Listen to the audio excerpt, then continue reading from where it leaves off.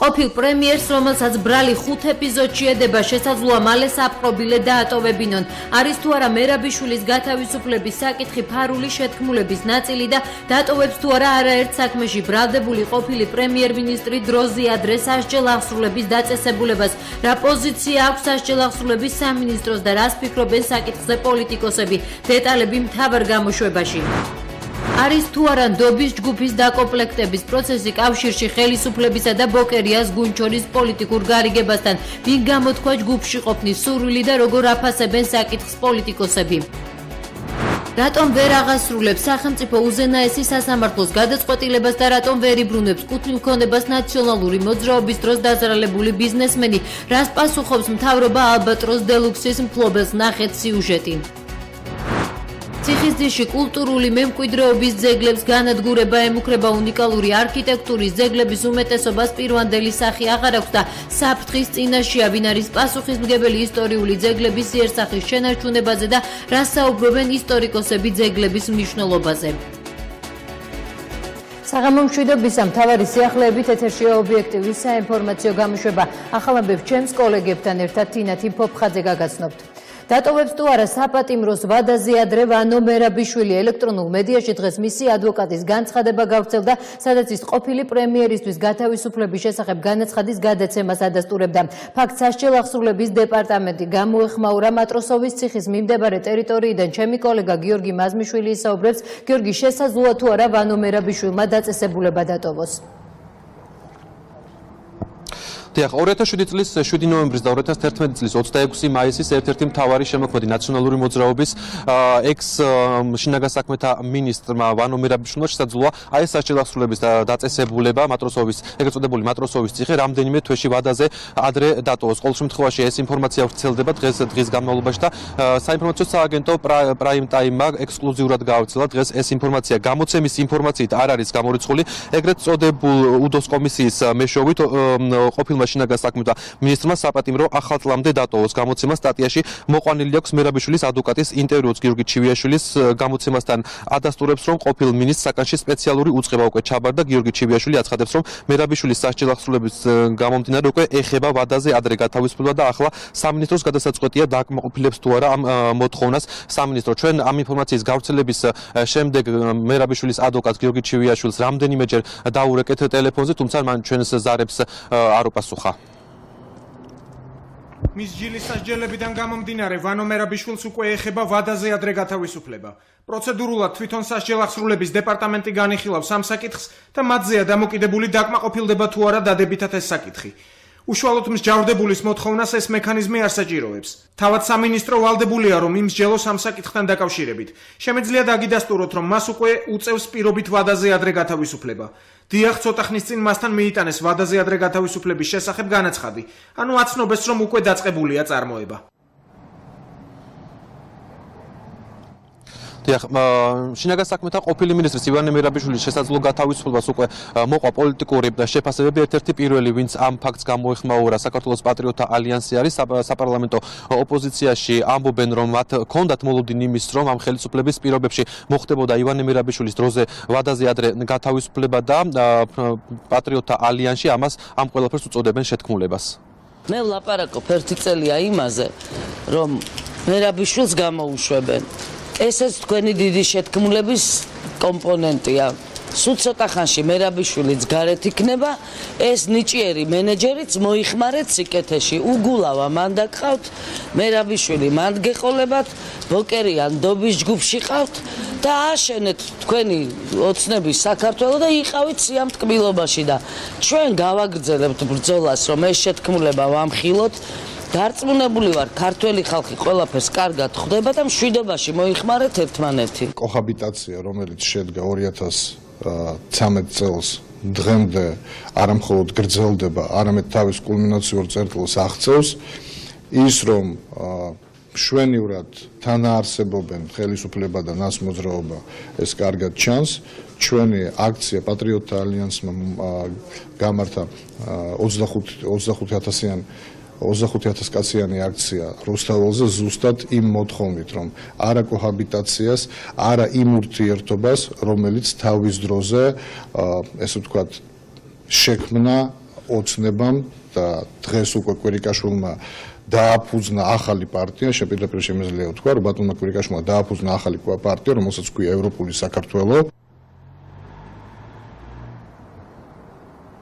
შინაგან საქმეთა ყოფილი მინისტრის შესაძლო გათავისუფლებას აფასებენ ასევე უმრავლესობის წარმომადგენლები, ქართული ოცნების დეპუტატების უმეტესი ნაწილი თავს იკავებს კომენტარისაგან, თუმცა თავდაცვა და უშიშროების კომიტეტის თავმჯდომარე ბიდაკლის სესიაშვილმა ჩვენთან საუბარში განაცხადა, რომ კანონი ყველასთვის კანონი არის, იმ შემთხვევაში თუ მას შეეხება უდოს კომისია, რა თქმა უნდა, ივანე მერაბიშვილის საპატიმროდან გათავისუფლება, თუმცა ეს პოლიტიკური გადაწყვეტილება არ იქნება და ყველაფერი ეს პროცედურები გადასაწყვეტი არის უდოს კომისიის მიერ.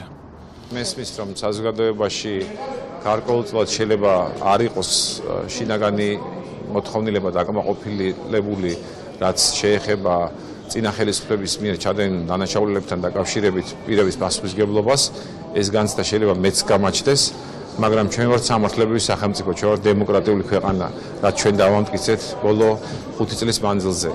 ამიტომ ჩემთვის უფრო მეტად ღირებულია, რომ ამ დემოკრატიულ სახელმწიფოს კონდეს სტაბილური საფუძვლები და ჩვენ უფრო მეტი ცივილიზებული მდგრადობა ვაჩვენოთ ამ ქვეყნის, ვიდრე ის რომ ასე თქვათ ამ შინაგან პროტესტს რაღაცა დაკმაყოფილების გზა მივცეთ სუბიექტური მოტივებით.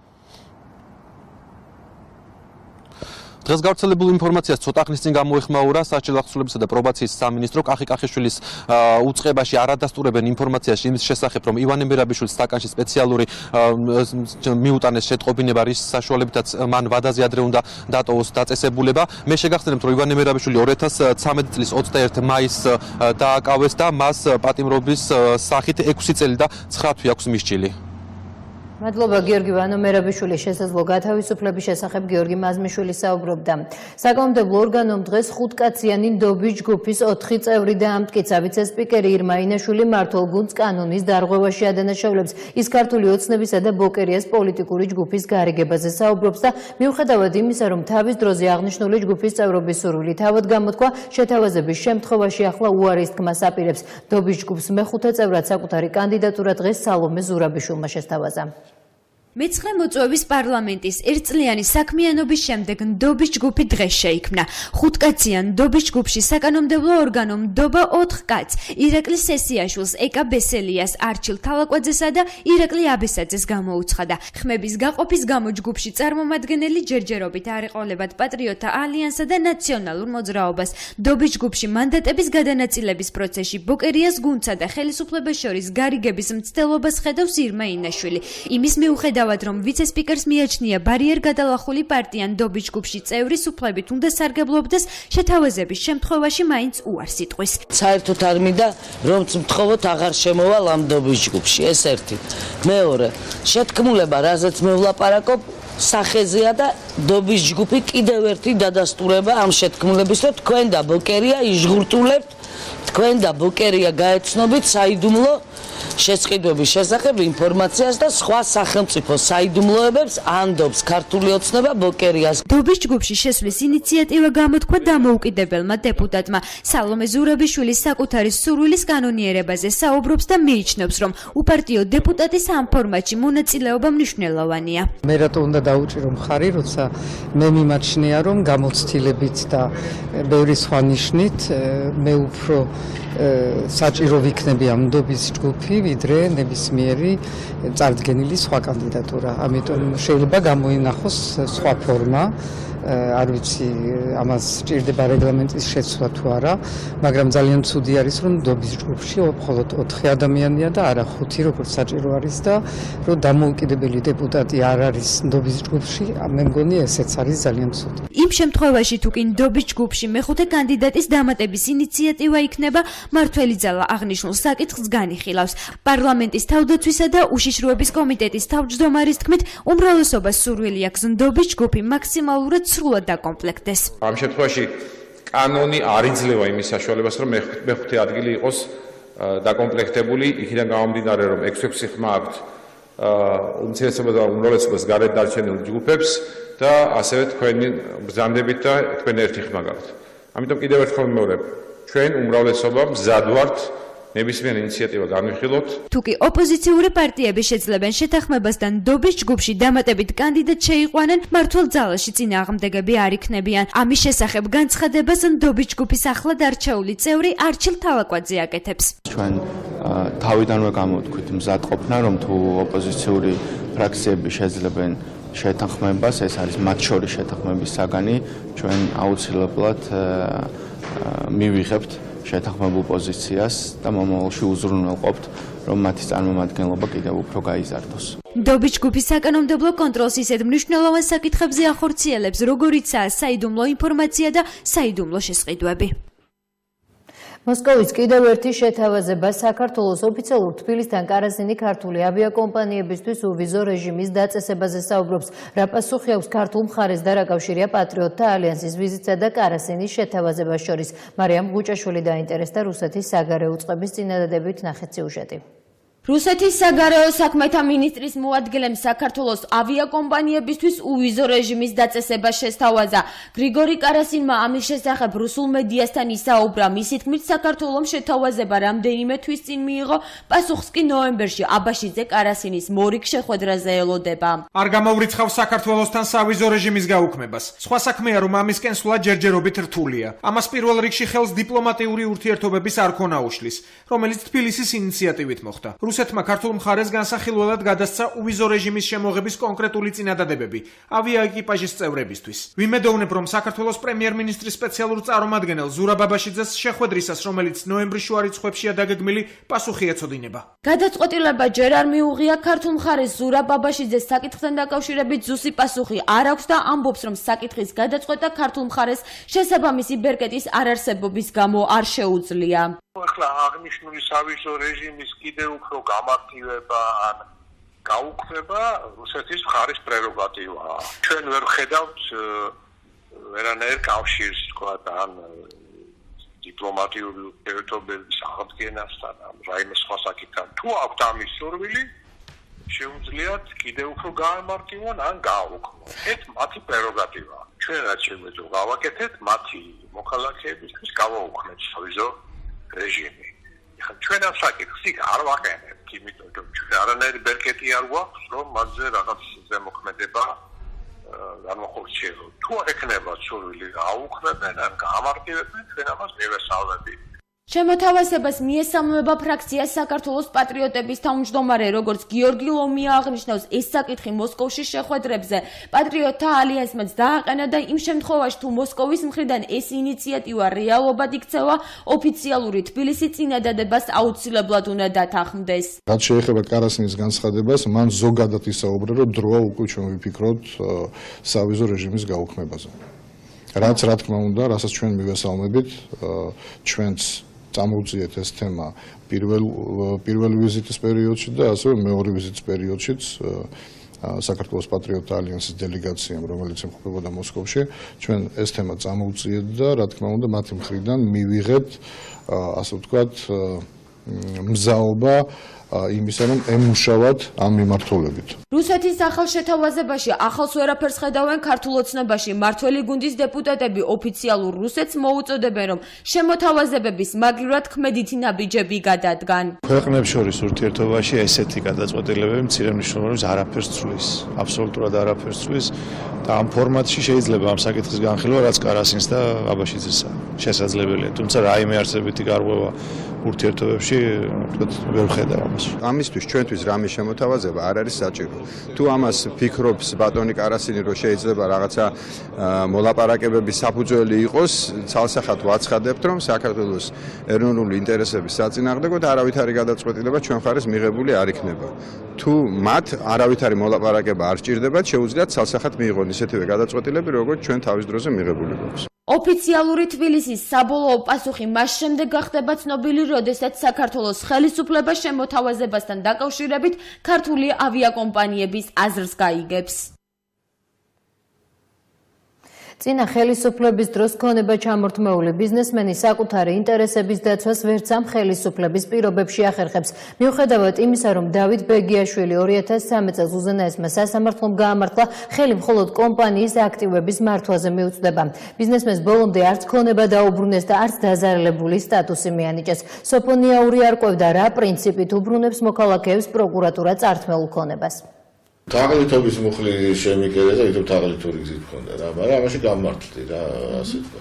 ალბატროსის ფლობელის დავით ბეგიაშვილის მიმართ სიცხლის სამართლებრივი დევნა 2013 წელს შეწყდა. ბიზნესმენი უზენაესმა სასამართლომ გაამართლა და შემოსავლების სამსახურის მოთხოვნა, რომელიც შეპესია ალბატროს დელუქს 3 მილიონი ლარის გადახდასავალებდა ბათილად ცნო. ქონებას კი ყადაღა მოეხსნა. ბეგიაშვილი ჩვენთან საუბარში ყვება, რომ მისთვის ქონების საბოლოო დაბრუნების საკითხზე ეკონომიკის სამინისტრომ ხელშეკრულების გაფორმების მზაობაც გამოთქვა და ამ ყოველივეს დასადასტურებლად სასამართლოსაც მიმართა. თუმცა რამდენიმე თვიანი ლოდინის შემდეგ ბიზნესმენს ქონება დრომდე არ გადასცემია. ხელშეკრულება არსებობს, პირობები დათქმულია და ხელმოწერილია ორივე მხარე თანახმა იყო ამ პირობებზე თანახმობა. თავის დროზე მთავრობასაც მიმართეთ ამ საკითხზე და მთავრობამ გადაამიმსამართა ეკონომიკის სამინისტროს, რომ ეკონომიკის სამინისტროს პრეროგატივაა და გაარკვიოს ეს საკითხი თვითონ. გადაწყვიტოს უბრალოდ, კი არ გაარკვიოს, გადაწყვიტოს ეს საკითხი.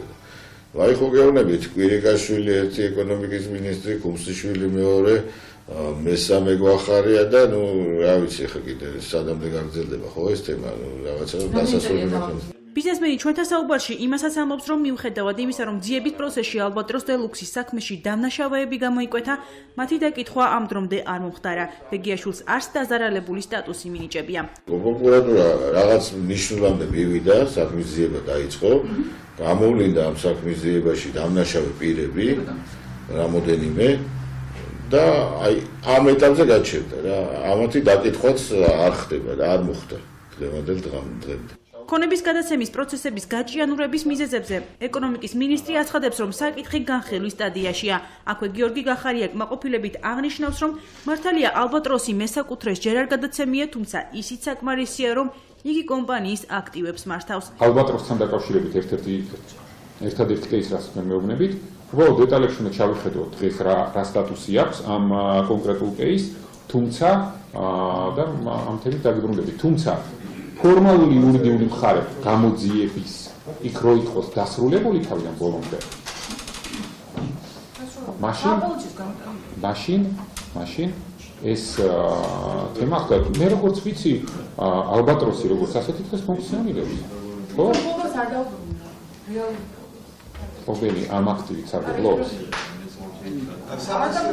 რაც შეეხება იმას, რატომ არ კითხავს პროკურატურა ძიების პროცესში გამოვლენილ დამნაშავეებს, საგამოძიებო უწყებაში განმარტავენ, რომ ძიება ისევ მიმდინარეობს და საქმის ინტერესებიდან გამომდინარე მასზე ვერ საუბრობენ. დავით ბეგიაშვილი წინა ხელისუფლების პერიოდში დაზარალებულ ბიზნესმენებთან ერთად გარკვეულ სტრატეგიაზეც მუშაობს, რომელიც მათ მომავალ სამოქმედო ნაბიჯებს განსაზღვრავს. ცენტრალური საარჩევნო კომისიის შემაჯამებელი ოქმის თანახმად თბილისის მერის არჩევნებში ქართული ოცნების კანდიდატმა კახიკალაძემ 51.9%-ით გაიმარჯვა. რაც შეეხება თბილისის საკრებულოს პროპორციული საარჩევნო სისტემით ჩატარებულ არჩევნებს 15 მანდატი ქართულმა ოცნებამ მიიღო, ნაციონალებმა 5, ევროპულმა საქართველომ 3 და პატრიოტთა ალიანსმა 2. ცესკოს ინფორმაციით არჩევნების მეორე ტური 12 ნოემბერს ერთ თვითმმართველ ქალაქში და 5 თვითმმართველ თემში გაიმართება. ქალაქ თბილისის მერად არჩეულია ნომერი 41 კახაკალაძე, რომელმაც მიიღო ხმათა 51.9%. რაც შეეხება ქალაქ თბილისის საკრებულოს პროპორციული საარჩევნო სისტემით ჩატარებული არჩევნების შედეგებს, საარჩევნო სუბიექტებს შორის მიღებული მანდატების ოდენობა თბილისის საკრებულოს 25 პროპორციული მანდატისათვის შემდეგნაირად გადანაწილდა. ნომერი 2 ბაქრაძე უგულავა ევროპული საქართველო, მიღებული ხმების ოდენობა არის 35.586, რაც პროცენტულად არის 9.18%, ხოლო მიღებული მანდატების ოდენობა 3. ნომერი 5 ერთიანი ნაციონალური მოძრაობა 68.422 ხმა, პროცენტულად ეს არის 17.76%, ხოლო მიღებული მანდატების ოდენობა 5. ნომერი 8 დავით არხანმოურავი, ირმა ინაშვილი, საქართველოს პატრიოტთა ალიანსი. მიღებული ხმების ოდენობა არის 21775, პროცენტულად ეს არის 5.72%, ხოლო მიღებული მანდატების ოდენობა 2 მანდატი.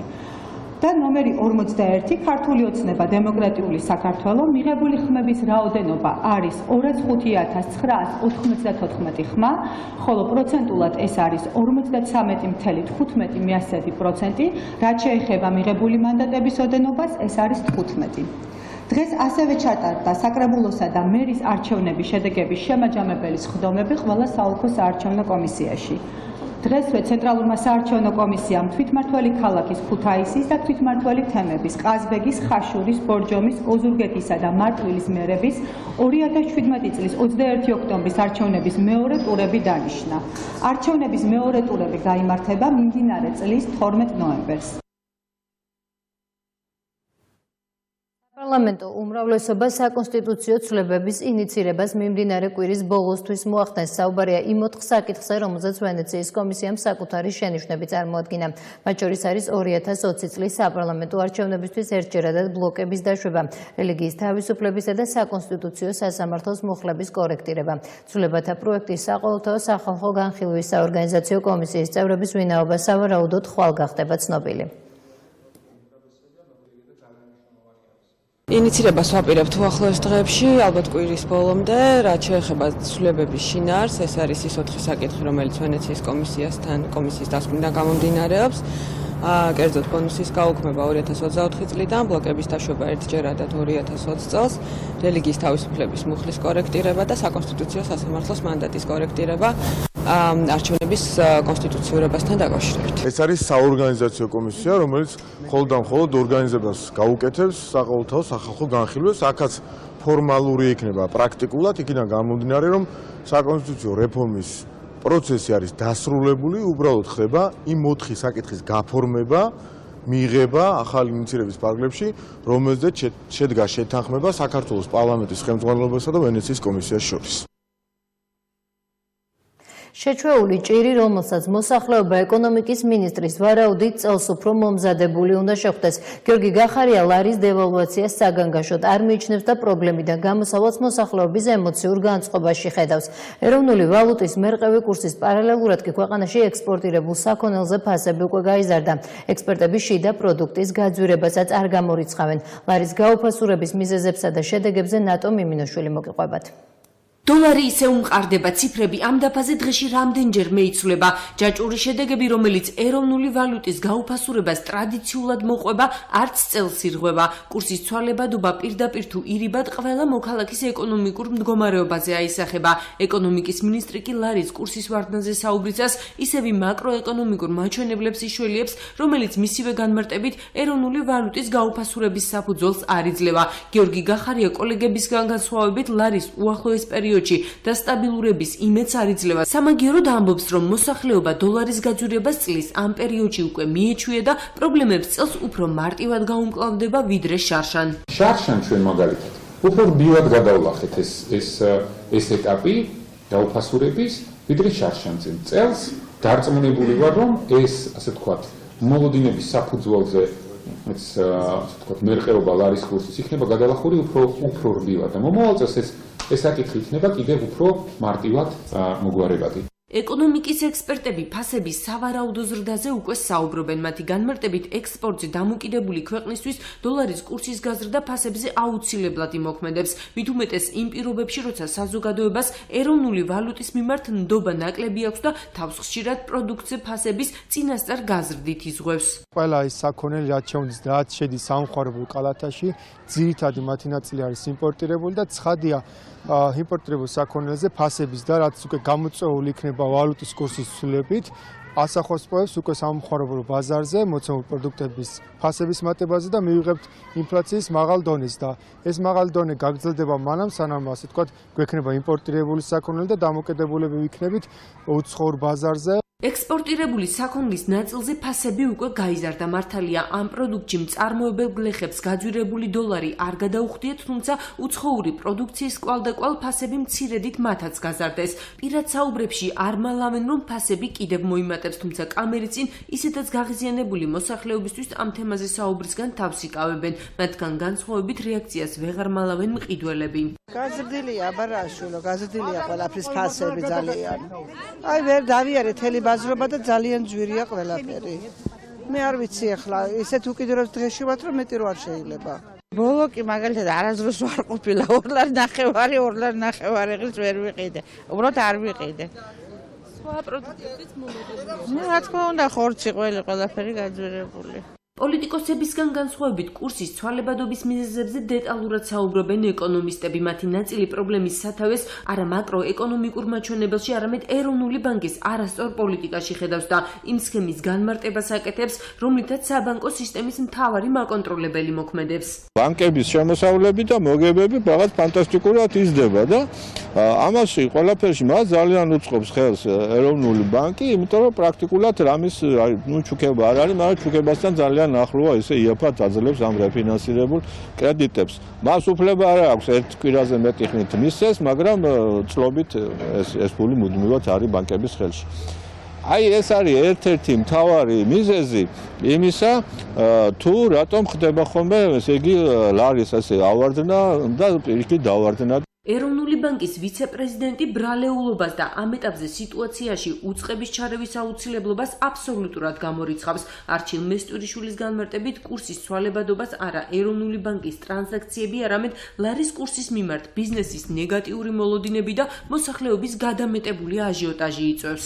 ეს არის კონკრეტული ამ ბიზნეს სუბიექტების გადაწყვეტილება ფიზიკური პირების თუ კომპანიების, რომლებიც თავიანთი მოლოდინებიდან გამომდინარე იღებენ გადაწყვეტილებებს, რაც ბუნებრივია კურსზე გავლენას იწვევს. თუ ამას მოყვება აჟიოტაჟი, ეს კურსის მერყეობაც, რა თქმა უნდა, უფრო მაღალი იქნება. პასუხისმგებელი პირების პოზიტიური მოლოდინები იმ მოსახლეობის ეკონომიკურ მდგომარეობას ვერ ამსუბუქებს, რომლებსაც აუცილებელი პროდუქტის შესაძენად ყოველდღიურად სულ უფრო მეტი თანხა სჭირდებათ, რადგან ხელფასები, პენსიები და სოციალური დახმარებები ფასების ზრდის პარალელურად არ იზრდება. გაერთიანებული სატელეკომუნიკაციო კომპანიის 5000-მდე აქციონერის სილქნეტის წინააღმდეგ გამოდის საგამოძიებო ორგანოსთან საპროტესტო აქცია გაიმართა. შეკრებილების განცხადებით 2008 წელს სატელეკომუნიკაციო კომპანია სილქნეტმა შეიძინა, მისმა ხელმძღვანელობამ კი კომპანია ხელოვნურად გააკოტრა, რის საფუძველზეც აქციონერების კუთვნილი წილი ძალა დაკარგულად გამოცხადდა. აქციის მონაწილეებმა დღეს მთავარი პროკურატურის წარმომადგენლებთან შეხვედრა მოითხოვეს, მათი განცხადებით უწყება საქმის გამოძიების მოთხოვნით 2013 წელს მიმართეს, თუმცა რეაგირება ამ დრომდე არ მომხდარა. დღეს შეკრებილებს საქმის ზედამხედველი პროკურორი შეხვდა და საკითხით დაინტერესებას დაპირდა. აქციონერი ვართ, რომელიც სილქნეტის წარმომადგენლებმა ფლობელებმა გააუფასურეს ჩვენი აქციები. სახელების შეცვლით, შემოცვლით, იქ რაღაც თაღლითური გზით, რაღაც სქემებით და დაგტოვეს გაერთიანებულ ტელეკომში ცარიელ ფურცელზე რა, არანაირი ის დივიდენდი და რამე არ იქნება, იმიტომ რომ შემოსავალი ტელეკომს არანაირი არ აქვს. არ გამიკეთეს მე საბოლოო ანგარიშწორება. საბოლოო ანგარიშწორება 8 თვის მაინც მეკუთვნოდა საბოლოო ანგარიშწორება და აქციონერები რატომ შეანურდება დროში ამდენი? ეს უკვე მაპატიეთ და თითქოს უნდა გამოსწორებულიყო ნაციონალები, ეხლაც ის ნაციონალები არიან და იქიდან მინანსდება მიშა ეხლაც. რამდენიმე წუთში ობიექტივის ეთერი ток-შოუ დღის თემას დაეთმობა, გადაცემის მთავარ თემებს ანონსიდან გაეცანით. არა კაცო, ის მინდა მე ორი კაცი. ხო. ორი გვამი მჭირდება. მომიტოვეთ ორი გვამი. всё. შესაძლოა ვანო მერაბიშვილმა საპყრობილე ვადაზე ადრე დატოვოს. მედიაში გავრცელებული ინფორმაციით ყოფილი პრემიერ-მინისტრის საკნიდან ახალწლამდე გათავისუფლდება. ინფორმაციას პრაიმ ტაიმთან მისი ერთ-ერთი ადვოკატიც ადასტურებს. ვანო მერაბიშვილი, რომელიც სამართალდამცველებმა 2013 წელს დააკავეს ბრალი სანდრო გირგულიანის საქმეზე მტკიცებულებების გადამალვის, 26 მაისის აქციის დარბევის, აკურას ღვინის ქარხნის თანხების მითვისება გაფლანგვა, ამორჩევლის მოსყიდვის და ვალერი გელაშვილის დაჯავშნისზე ფიზიკური ანგარიშსწორების საქმეზე აქვს წარდგენილი. თუმცა ამჯერად ბოლო გადაწყვეტილება სასჯელ აღსრულებისა და პრობაციის სამინისტროს ადგილობრივ საბჭოს ეკუთვნის, რაც ფიქრობს ეგრეთ წოდებული უდოს კომისია ვანო მერაბიშვილის გათავისუფლებაზე. დღის თემის კითხვებს უდოს კომისიის წევრი, უფლებადამცველი მამუკა ტუსკაძე უპასუხებს. თვითმმართველობის არჩევნების მეორე ტურის ჩატარების შესახებ ინფორმაცია ცნობილია. ცენტრალურმა საარჩევნო კომისიამ საბოლოო ოქმი დღეს გამოაქვეყნა. თამარჯვანია კიდევ ერთხელ ამბობს, რომ არჩევნება დემოკრატიულად და ექსცესების გარეშე ჩაიარა. აღმოჩენილი დარღვევები კი უმნიშვნელოა. როგორ აფასებენ თვითმმართველობის არჩევნებს უფლებადამცველები და არასაპარლამენტო ოპოზიციის წარმომადგენლები. დღის თემაში უფლებადამცველი სოფიო ხორდუანი და მემარცხენე ალიანსის ლიდერი სოსო შატყერაშვილი ისაუბრებენ. ხეიდან ეგრეთ წოდებული ჭკვიანი კამერები ამოქმედა რა დარღვევებზე დაჯერიმდებიან მოქალაქეები რამდენიმე წუთში გაიგებთ დაგველოდეთ. ციხისძირში კულტურული მემკვიდრეობის ძეგლებს განადგურება ემუქრება უნიკალური არქიტექტურის ძეგლების უმეტესობას პირვანდელი სახი აღარ აქვს და საფრთხის წინაშეა, ვინ არის პასუხისმგებელი ისტორიული ძეგლების იერსახის შენარჩუნებაზე და რა საუბრობენ ისტორიკოსები ძეგლების მნიშვნელობაზე.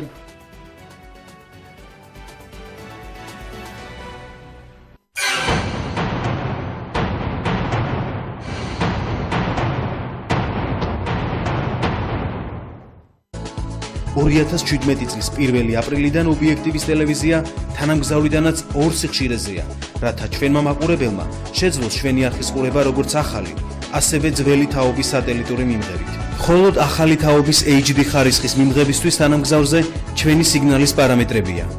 პოზიცია: აღმოსავლეთის გრძედის 46 გრადუსი, სიხშირე: 11094 MHz, პოლარიზაცია: ჰორიზონტალური, ასო ნიშნების სიჩქარე: 30000, შეცდომის კორექცია: 5/6-დან, სიგნალის სტანდარტები: DVB-S2 და MPEG-4, ხოლო ყველა თაობის მიმღებისთვის გამოდგება: სიხშირე: 11135 MHz, პოლარიზაცია: ჰორიზონტალური, ასო ნიშნების სიჩქარე: 27500, შეცდომის კორექცია: 5/6-დან, სიგნალის სტანდარტები: DVB-S და MPEG-2.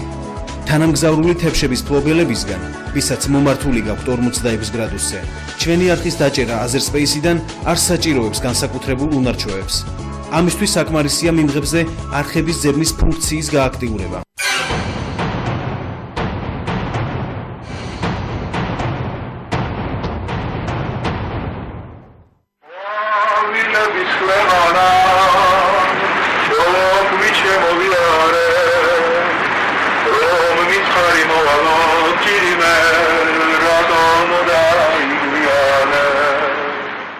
დედაზე გესაუბრად? შვილო, სანთელი მეჭერაო ხელშიო და ვევაგდებოდი ღმერთს. თუ შესაძლებელია შვილო, თავს გაუფრთხილდიო. თუმცა ვიციო, შენი ხასიათის ამბავი ზედმეტია ჩემიას დარიგებაო. თქვენ ფიქრობთ, ჟიული შარტავა ემზადებოდა სიკვდილისთვის? ის ემზადებოდა ამ სიკვდილისათვის. თუმცა მას ჰქონდა სხვა გზა, არ დარჩენილიყო იქ. ეს ბუნებით იყო დაბადებული იმისათვის, რომ შეერეგებინა მოწინააღმდეგე მხარეები. საქართველო უნდა იყოს ერთიანი. ამითი ცხოვრა ჟულიმ და ამას შეეწირა მისი სიცოცხლე. მან იცოდა რისთვის კვდებოდა. 32 კაცი დახვდათ მინისტრთა საბჭოს შენობაში, გახსოვთ სოხუმის მინისტრთა საბჭოს შენობა. ჟული იყო შარტავა ცხადია, გურამე გაბისკირია, მამია იყო ალასანია, რაულ ეშპა, გაბისკირია გახსოვთ რეუბნებიან, რომ ნაკალიანი და ეხუბნება ვარასოდეს, никогда в жизни.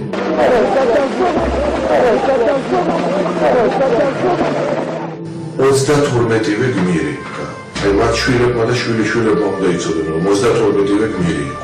ჟიული შარტავა, გურამ გაბისკირია, მამია ალასანია, რაულ ეშპა. ასეთ გმირებზე დგას საქართველო. მედია კავშირი ობიექტივი.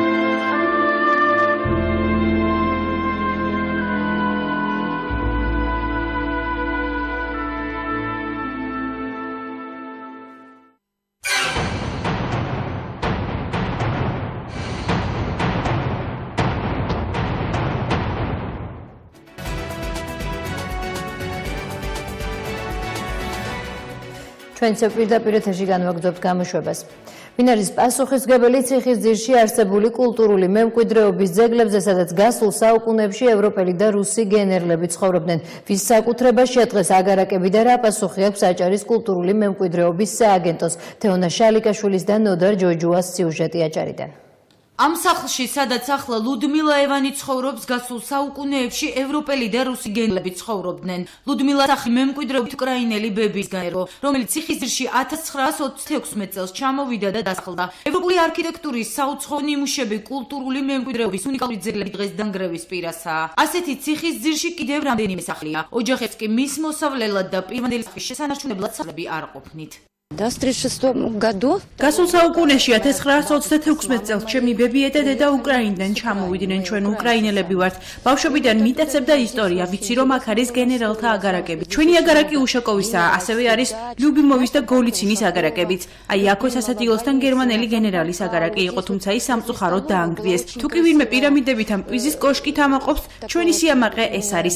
ეს სახლი ჩემთვის მშობლიურია. მე და ჩემი 4 ძმა ამ სახლში დავიბადეთ, მშობლებიც უკანასკნელზაზე ამ სახლიდან გავაცილეთ. ამიტომ არც არსად წასვლას და რაიმე შესვლას არ ვაპირებთ. ერთადერთი თხოვნა იქნება, რომ ამ ტიპის სახლებს, რომლებიც კულტურული მემკვიდრეობის ძეგლთან ნუსხაში შეიტანეს, დაეხმარონ. გვაქვს ფოტოებიც თუ როგორი იყო სახლი. 4 ხე იყო, ჯერ მოვიდნენ და 2 ხე გადაჭრეს, 2 ევკალიპტი კი დარჩა სახლის უკან. მათ გადასარჩენად ბრძოლა მოგვიხდა. პრობლემა ნამდვილად ქარების გამო სახლის სახურავის ნაწილიც აგვეხადა.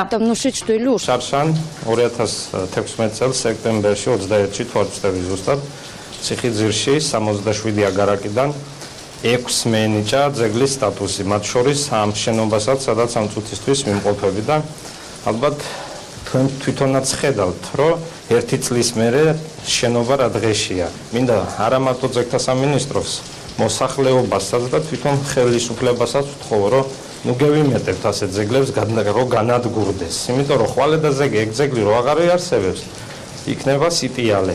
წლებთან ერთად ისტორიულმა მოვლენებმა და პოლიტიკურმა პროცესებმა გრაფებისა და გენერლების აგარაკებს თავისი დაღი დაასვა. ბავშვთა სახლებად, მოსასვენებელ სანატორიუმებად და ტოლვილთა საცხოვრებლად გადაქცეულმა უნიკალურმა არქიტექტურის ძეგლების უმეტესობამ პირვანდელი სახის შენარჩუნება ვერ მოახერხა. ისტორიკოსი რამა სურმანიძე უნიკალური აგარაკების მნიშვნელობაზე გვიყვება. სხვადასხვა სახლა მართალია, ამას კოლონისტები აშენებდნენ, მაგრამ ძალიან ლამაზი შენობები იყო, ისეთი თანამედროვე, თანაც ევროპელების აშენებული იყო, რუსების გარდა იყვნენ კიდევ ფლობელები, იტალიელები, ინგლისელები იყვნენ და ამიტომ მათ ჩამოქონდათ თავიანთი ნახაზები, თავიანთი პროექტები და აშენებდნენ იმ გემოვნებით, როგორც ევროპელები აშენებენ. ეს კადრები საუკუნის წინ აგებული შენობების დღევანდელ იერსახეს ასახავს. კედლები ჩამოშლილი და განადგურებულია. ციხისძირში მდებარე 6 აგარაკს 1 წლის წინ კულტურული მემკვიდრეობის ძეგლის სტატუსი მიენიჭა. 6-ვე შენობა კერძო პირების საკუთრებაა და მათი ნაწილი ცნობილი ბიზნესმენები არიან. საზოგადოება ბათუმის წევრი ამბობს, რომ ძეგლები მოუვლელია და მათ გადასარჩენად სახელმწიფომ საჭირო ღონისძიება უნდა გაატაროს. ეს ის შემთხვევა არის, როცა ვერ იტყვი, რომ რაღაცა ინვესტორის რაღაც კერძო ინტერესები არის. ძეგლები ძველია და რაღაც გარემო ფაქტორების ზემოქმედების შედეგად ინგრევა. მაგრამ ბუნებრივია ეს არ აცილებს პასუხისმგებლობას ხელისუფლებას, რომ დაიცვას თავისი ქვეყნის კულტურული მემკვიდრეობა. საინტერესოა სახელმწიფოს პოზიცია. აჭარის კულტურული მემკვიდრეობის სააგენტოში ამბობენ, რომ ძეგლებზე პასუხისმგებლობა საქართველოს კულტურული მემკვიდრეობის სააგენტოს ევალება. თუმცა უწყებაში იმასაც ამბობენ, რომ ეროვნული სააგენტოსგან კონკრეტული პასუხი, რატომ ვერ ფორმდება ხელშეკრულება ამ დრომდე არ მეუღიათ. 2016 წელს მიენიჭა აღნიშნულ ობიექტებს კულტურული მემკვიდრეობის ძეგლის სტატუსი. მდგომარეობა ცალკეულ შემთხვევებში არის ძალიან მძიმე და საჭიროებს სასწრაფოდ მოლაპატრონობის ზომების მიღებას. ამისათვის კულტურული მემკვიდრეობის ეროვნულ სააგენტოსა და მესაკუთრეებს შორის უნდა გაფორმდეს მოლაპატრონობის ხელშეკრულება, რაც უკვე საშუალებას მოგცემს აჭარის კულტურული მემკვიდრეობის სააგენტოს, რომ მოხდეს შესაბამისი ვალდებულების დაკისრება მესაკუთრეებისათვის, რათა მათ მიერ გატარებული იქნას მოლაპატრონობის ღონისძიებები ჩვენს მიერ გაწერილ გონივრულ ვადაში. კულტურული მემკვიდრეობის უნიკალური ძეგლების სახელმწიფო უწყებების გადაწყვეტილებებს ელოდებიან. როგორც ყოველთვის, საკითხისადმი ინდიფერენტულია კულტურის სამინისტრო და კულტურული მემკვიდრეობის დაცვის ეროვნული სააგენტო. ვიდრე მიხეილ გიორგაძისა და ნიკოლო ზანთიძის სამსახურების საკითხის მნიშვნელობას გააცნობიერებენ, ევროპული არქიტექტურის უნიკალური ნიმუშები პირვანდელ სახეს თანდათან კარგავენ. გიორგი მარგველაშვილმა საქართველოში ოფიციალური ვიზიტით მყოფი საუდის არაბეთის სამეფოს საკონსულტაციო ასამბლეის თავმჯდომარე მიიღო. შეხვედრისას საუბარი ქვეყნებს შორის ორმხრივ ურთიერთობას და სავაჭრო ეკონომიკური თანამშრომლობის გაღრმავებას შეეხო. საკონსულტაციო ასამბლეის თავმჯდომარე საქართველოს საინვესტიციო შესაძლებლობითა და ქვეყანაში არსებული ბიზნეს გარემოთი დაინტერესდა. გიორგი მარგველაშვილმა საქართველოს ტერიტორიული მთლიანობის მხარდაჭერისთვის სტუმარს მადლობა გადაუხადა და ოკუპირებულ ტერიტორიებზე არსებული ვითარების თაობაზე დეტალური ინფორმაცია მიაწოდა.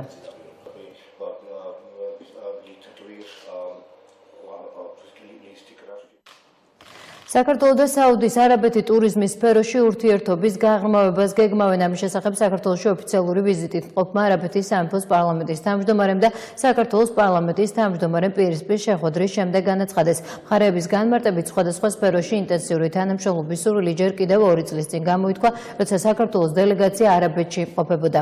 საპასუხო ვიზიტის მიზანი კი კონკრეტული სფეროების განსაზღვრაა. ერთ-ერთი ასეთი სფერო ეკონომიკა იქნება.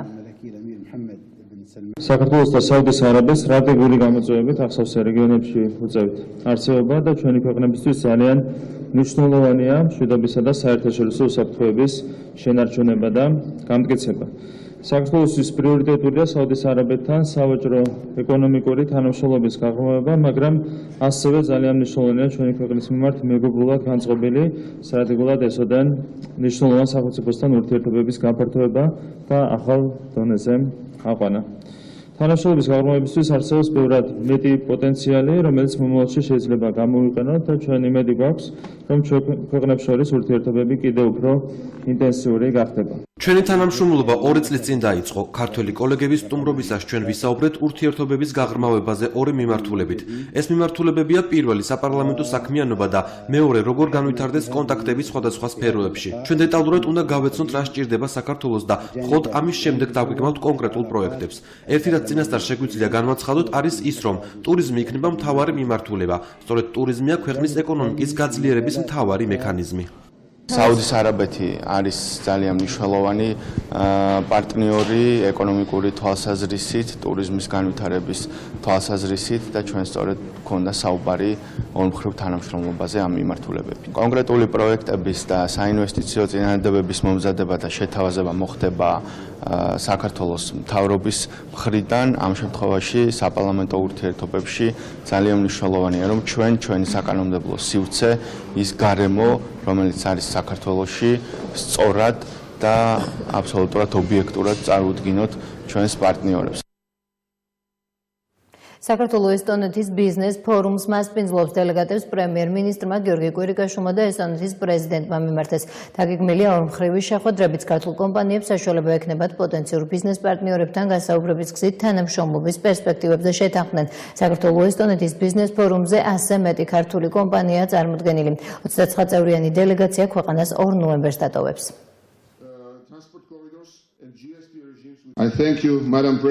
მადლობას ვუხდი პრეზიდენტ საქართველოში ჩამოსვლისთვის. ესტონეთის დელეგაციის ვიზიტი მოწმობს ჩვენი ქვეყნების ურთიერთობის სიმტკიცეზე. ესტონეთი ყოველთვის იყო საქართველოს დამოუკიდებლობის განვითარებისა და ევროპულ და ევროატლანტიკური მისწრაფებების მხარდამჭერი. ესტონეთის პრეზიდენტთან დღევანდელ შეხვედრაზე ჩვენ წარმატებული თანამშრომლობის მრავალი საკითხი განვიხილეთ, მაგრამ განსაკუთრებით მნიშვნელოვანია ის, რომ ერთიანი საომავლო ხედვა გვაქვს. მსოფლიო ბანკმა გუშინ ახალი რეიტინგი გამოაქვეყნა ბიზნესის სიმარტივის თვალსაზრისით, სადაც ჩვენ მსოფლიოში მეცხრე ადგილი გვიკავია. ეს გასულ წლებთან შედარებით 7 პოზიციის გაუმჯობესებაზე მეტყველებს. ბოლო 5 წლის განმავლობაში საქართველოს მნიშვნელოვნად გაუმჯობესა პოზიციების საერთაშორისო რეიტინგებში. აქ მყოფი ესტონელი ბიზნესმენების გასაგონად მინდა ვთქვა, რომ საქართველოში სხვადასხვა პოლიტიკური ავტორებისგან მივიღე იმის გარანტია, რომ ამ ქვეყანაში მცირე და საშუალო მეწარმეები ყველაზე დაცულად იგრძნობენ თავს. საქართველო არის ქვეყანა, სადაც დაცულია კანონის უზენაესობა. ეკონომიკის განვითარების სტაბილურობისთვის ყველაფერი იკეთდება. ეს ყველაფერი კი ჩვენი ბიზნესისთვის ძალიან მნიშვნელოვანია. გაიმართება ორმხრივი შეხვედრები ქართულ და ესტონურ კომპანიებს შორის და იმედი გვაქვს, რომ შეძლებენ ისინი პარტნიორის მოძიებას საქართველოში და სავაჭრო საინვესტიციო ურთიერთობების დამყარებას. ყველა ძირითადი სექტორია წარმოდგენილი, ესენია ლოჯისტიკა და გადაზიდვები, ეს არის კვების მრევლობა, ეს არის მშენებლობა, არქიტექტურული კომპანიები, ფინანსური სექტორი. განთავსების მომსახურების ასე როგორც ესტონეთში ჩაერთონ ინფრასტრუქტურულ პროექტში, ასევე როგორც ჩავერთოთ ესტონეთში, მმართველობა იგულისხმება, უფრო როგორ გავზარდოთ სავაჭრო ბრუნვა, სავაჭრო ბრუნვის ზრდა არის ამ შემთხვევაში ძალიან მნიშვნელოვანი ეკონომიკის მიმართულებას თუ შევხედავთ. დღეიდან საქართველოს ადმინისტრაციულ სამართალდარღვევათა კოდექსში ვიდეო ჯარიმების აღსრულების ახალი წესი შევიდა ძალაში. ამოქმედა ეგრეთ წოდებული ჭკვიანი კამერები, რომელთა საშუალებით სხვადასხვა ადმინისტრაციული სამართალდარღვევის დაფიქსირება ავტომატურ რეჟიმში მოხდება. კონკრეტულად რა დარღვევებზე დაჯერიმდებიან მოქალაქეები და ისახება თუ არა ეს ქულათა სისტემაზე, ნათია ბალამწარაშვილისგან შეიტყვეთ. შუქნიშნის წითელფერზე გავლა გადაჭარბებული სიჩქარით მოძრაობა, ღერძულა ხაზის გადაკვეთა, მოძრაობის საწინააღმდეგო მიმართულებით გადაადგილება და მუნიციპალური ტრანსპორტის ზოლში მოძრაობა. ეს ის დარღვევებია, რომლებზეც ჯარიმის შესახებ მოკლე ტექსტურ შეტყობინებას ურჩიმძღოლები ტელეფონზე მიიღებენ. აღნიშნულ დარღვევებს კი კამერები დააფიქსირებენ. საქართველოს 5 ქალაქში უკონტაქტო პატრულირების ელექტრონული სისტემის დამონტაჟება უკვე დასრულებულია. დღეიდან თბილისში, გორში, ხაშურში, ქუთაისსა და ბათუმში ეგრეთ წოდებული ჭკვიანი კამერები ამოქმედდა. აღნიშნულ ქალაქებში 3000-მდე კამერა დამონტაჟდა. ახალი რეგულაციის თანახმად სამართალდამრღვევს ჯარიმის დაფიქსირებისთანავე დარღვევის შესახებ მოკლე ტექსტური შეტყობინების საშუალებით ეცნობება. კიდევ ერთხელ აღნიშნავ, ძალიან მნიშვნელოვანი წინგანადგმული ნაბიჯი. ეს დაახლოებით 10-ჯერ გაზრდის მონიტორინგის ეფექტიანობას ქვეყანაში და მოგცემ შესაძლებლობას, რომ ჩვენ ვაკონტროლოთ საგზაო მოძრაობა იქ, სადაც დღემდე საპატრულო პოლიცია ფიზიკური რესურსის ნაკლებობის გამო ვერ ახერხებდა ამას. ეგრეთ წოდებული ჭკვიანი კამერების დამონტაჟებას დადებითად აფასებენ მესამე სექტორის წარმომადგენლები. როგორც ისინი აღნიშნავენ, ეს კიდევ ერთი წინგადადგმული ნაბიჯია, რომელიც საავარიო სიტუაციების რაოდენობასა და სატრანსპორტო საშუალებების მიერ საგზაო წესების დარღვევას აუცილებლად შეამცირებს. ისინი პირველ ეტაპზე ჯარიმების რაოდენობის ზრდას, თუმცა შემდგომში ეტაპობრივად შემცირებას ვარაუდობენ. ჭკვიანი კამერები შეძლებენ ამ პრობლემების გადაჭრას, ყოველ შემთხვევაში პრევენციაში მოგვეხმარებიან, იმიტომ რომ ისეთ ოფციებზია ეს ორიენტირებული და აკონტროლებს, რომელიც არის კიდევაც ავტოსაგზაო შემთხვევების მოხდენის რისკი, ასე რომ შეიძლება დადებითად შევაფასოთ ეს თვითონ, მაგრამ ამავე დროს საჭიროა ყოველდღიურად აღსრულების სხვა მიმართულებების გაძლიერებაც და მაგალითად იგივე საპატრულო პოლიციის გადამზადება. დარღვევები არც ერთი არ იქნება იგნორირებული, რადგან ავტომატურ რეჟიმში ფიქსირდება და განსხვავებით იმისა, რომ შესაძლოა ადამიანურმა ხელმა ვერ დააფიქსიროს გარკვეული ამ შემთხვევაში პატრულს გულისხმობ, კამერა ამისგან განსხვავებით უკვლებლივ ყველა დარღვევას აღრიცხავს. მოლოდინი გვაქვს, რომ პირველ ეტაპზე გაიზრდება ჯარიმების ეს დაჯერიმებულთა რიცხვი, ხოლო გარკვეული პერიოდის შემდეგ კლებას დაიწყებს. მოქალაქეები უკონტაქტო პატრულირების ელექტრონული სისტემის დამონტაჟებას დადებითად აფასებენ. ქვეითების თქმით, ქალაქში ჭკვიანი კამერების დამონტაჟება შეამცირებს საავარიო სიტუაციების რაოდენობას და მონიტორინგის გამკაცრების გამო სატრანსპორტო საშუალებების მძღოლებიც კანონს მეტად დაემორჩილებიან. ყველა მოუწყდება თავს, ახლა არავის არ უნდა ზედმეტი ჯარიმები და ალბათ დარეგულირება უფრო მეტი იქნება, უფრო ყურადღებით იქნება ამ მძღოლები. ალბათ შემცირდება, იმიტომ რომ რამოდენიმეჯერ ადამიანი მძღოლი რო დაჯარიმდება, მე ეცდება რომ არ დაარღვიოს და მოწესრიგებულად იაროს. საცობებს არაფერი დაეტყობა, თუმცა ალბათ ჩაჭრები არ იქნება ზოგიერთი მანქანა ისე ჩაგიჭრის გვერდიდან, ღერძულა ხაზს გადაკვეთს და საერთოდ რო არ ელოდები ისეთ ავარიულ სიტუაციებს ქმნის. სავარაუდოდ უნდა შემცირდეს დარღვევები, მაგრამ მარტო ეს არ განტვირთავს რა გზებს რა ეს ჭკვიანი კამერების სხვა რაღაცეებიც უნდა გაკეთდეს. ჭკვიანი კამერების მიერ დაფიქსირებულ დარღვევაზე ჯარიმის 10 დღეში გადახდის შემთხვევაში თანხა 20%-ით შემცირდება. ჯარიმა ასევე შინაგან საქმეთა სამინისტროს ვებგვერდზეც განთავსდება, რის შემდეგაც ის ჩაბარებულად ჩაითვლება და მძღოლმა ის ერთი თვის ვადაში უნდა გადაიხადოს. მოსწავლე ახალგაზრდობის ეროვნულ სასახლეში ნორჩ კინომოყვარულთა საერთაშორისო ფესტივალი თბილისური აისი მე-12-ად გაიხსნა. Სხვადასხვა ქვეყნიდან 60-მდე ფილმი იქნება წარმოდგენილი. საუკეთესო კინოს გრან-პრი გადაეცემა. გამოვლინდებიან სხვადასხვა ნომინაციაში გამარჯვებულებიც. ფესტივალის ფარგლებში გაიმართება მეგობრობის საღამო და ჩატარდება მასტერ-კლასი. მონაწილეები ქვეყნის ძველ დედაქალაქ მცხეთას და სხვა ღირსშესანიშნაობებს მოინახულებენ.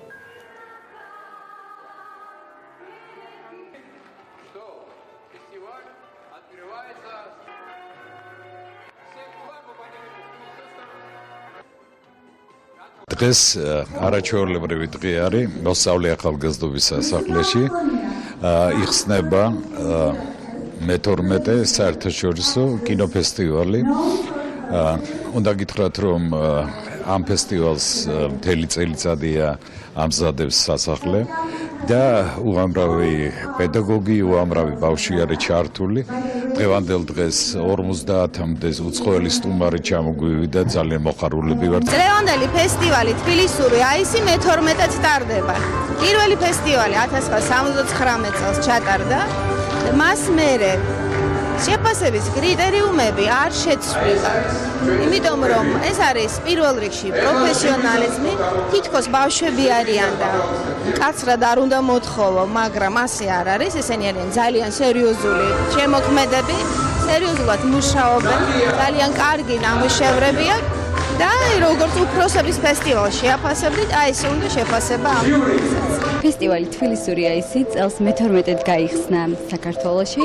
არის 15 მონაწილე ქვეყანა, წარმოდგენილი აქვთ მათ 100-მდე ფილმი. საქართველოს სახელით არის წარდგენილი ფილმი დავით მეცხრე. მე ფესტივალის სახელით ყველა მონაწილე ქვეყანას ვუსურმებ წარმატებას. უცხოეთის სახლებს ვიდეო კოლაჟიდან გაეცანით.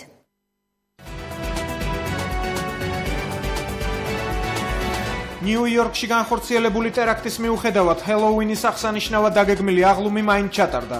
პოლიციამ გაძლიერებული უსაფრთხოების ზომები მიიღო. უამრავი ამერიკელი, რომელიც მომხდარიდან რამდენიმე საათში ჰელოუინის აღსანიშნავად მივიდა, აღნიშნავდნენ თუ რაოდენ მნიშვნელოვანია ჩვეული რიტმით ცხოვრება. შავ ზღვაში სამაშველო ოპერაცია გრძელდება. თურქეთის სანაპირო დაცვის თანამშრომლებმა სატვირთო გემ ბილალ ბალის ეკიპაჟის 4 წევრის ცხედარი იპოვეს. გემზე, რომელმაც კატასტროფა განიცადა და ჩაიძირა, 10 მეზღვაური იმყოფებოდა. ის რადარებიდან დღეს დილით გაუჩინარდა. რუსეთი და ირანი რეგიონში მშვიდობისა და სტაბილურობის უზრუნველყოფაში მნიშვნელოვან როლს თამაშობენ. ამის შესახებ ირანის პრეზიდენტმა ჰასან როუჰანიმ რუსეთის პრეზიდენტ ვლადიმერ პუტინთან შეხვედრის დაწყებამდე განაცხადა. თეირანში დაგეგმილ სამხრივ მოლაპარაკებებში მონაწილეობის მისაღებად ასევე აზერბაიჯანის პრეზიდენტი ილჰამ ალიევიც იმყოფება. იაპონიის პრემიერ-მინისტრის პოსტზე სინძო აბე კიდევ ერთხელ დაამტკიცეს. მის კანდიდატურას მხარი პარლამენტის ქვედა პალატამ დაუჭირა. სადეპუტატო კორპუსის ფორმირება ოქტომბრის ბოლოს ჩატარებული რიგგარეშე საპარლამენტო არჩევნების შედეგად მოხდა, სადაც სინძო აბეს ლიბერალურ დემოკრატიულმა პარტიამ მანდატების 2/3 მოიპოვა. სინძო აბეს განცხადებით ახალ მთავრობაში ძველი კაბინეტის ყველა მინისტრი დარჩება თანამდებობაზე. სინძო აბემ დაადასტურა, რომ ჩრდილოეთ კორეის მიმართ იგივე კაცრი პოლიტიკური კურსის გატარებას და ამ მიმართულებით ამერიკის შეერთებულ შტატებთან თანამშრომლობას აპირებს.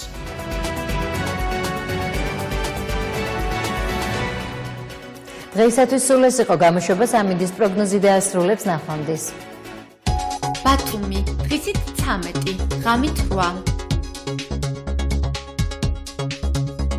ფოთი დღისით 13, ღამით 6. ოზურგეთი დღისით 9, ღამით 2.